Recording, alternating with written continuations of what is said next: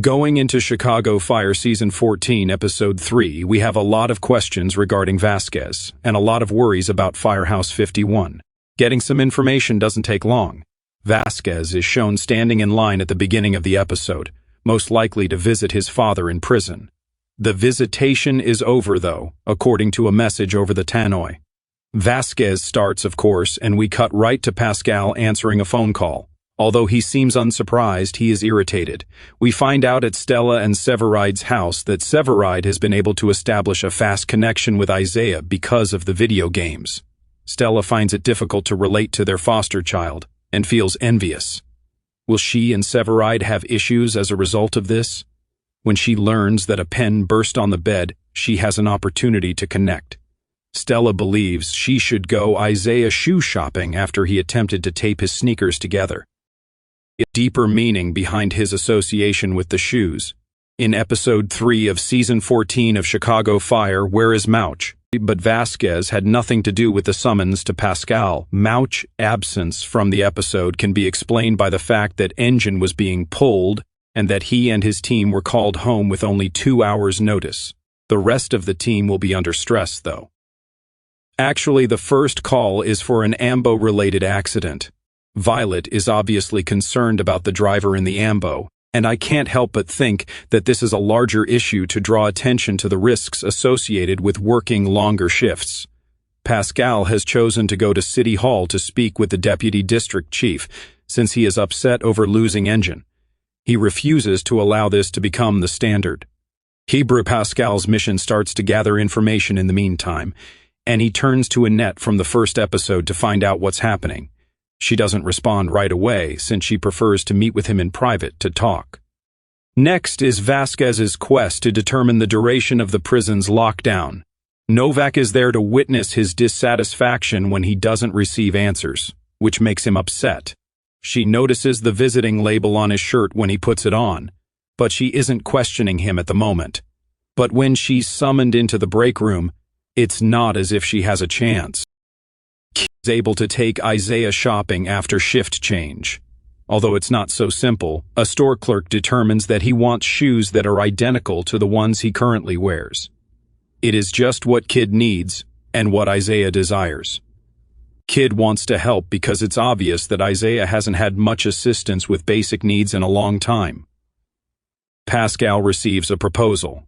The runaway boat can only be dealt with in one way. It's time for someone from Squad to board the boat, and Severide is the ideal candidate.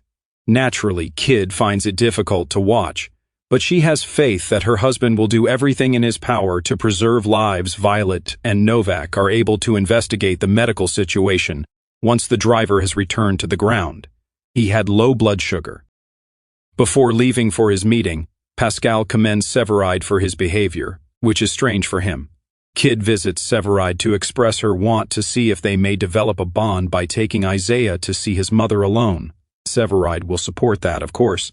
Violet makes another attempt to get Murphy to cooperate with her at the hospital, while Packle provides Davis with information regarding the impact of the budget cuts on the firefighters during the meeting.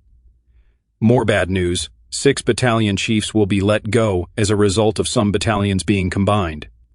Despite Pascal's commitment to his work, there appears to be another reason why he isn't on the list. Davis isn't ready to move on just yet, but he wants to get a drink with Pascal. Will Pascal be added to the list of people who will be let go as a result of this rejection? Hopefully she gets it. In Chicago Fire, we eventually learn about Vasquez's father. Because they have a plan for how to handle the matter, Violet is able to persuade Murphy to come forward. Murphy will not benefit from the plan to assign some paramedic shifts to firemen, even though it benefits most parties. Robinson notes that she is prepared to take the threat of being fired, even though she will fight for Murphy to keep her. Pascal chooses to tell Severide what he plans to do next. Severide acknowledges that Davis invited him out after he questions why Davis gave Pascal access to it. Pascal was perplexed by that, but he is curious in Davis's perspective on the matter. She must have a motive for asking him out besides the simple fact that she likes him. Although Pascal doesn't want to at the moment, I do think he will ultimately think about moving on. Finding a lieutenant to cover for Pascal at his firehouse while he is out working at other firehouses is one of his priorities. Severide is that person for him, and as we all know, Severide has done a fantastic job for Bowden in that area. Pascal should turn to him at this point.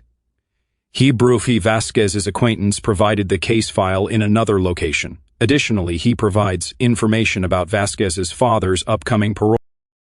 Finally, we learn that Vasquez's father was a former police officer who fabricated evidence, and all he wants is anything to assist his father get out of jail.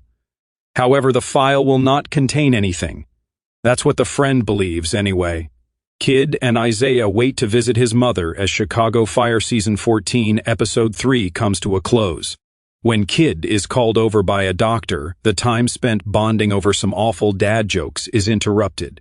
As the doctor tries to persuade Isaiah to sit down, Kid makes it obvious that he needs to know the truth since it turns out that his mom had a major setback just hours ago.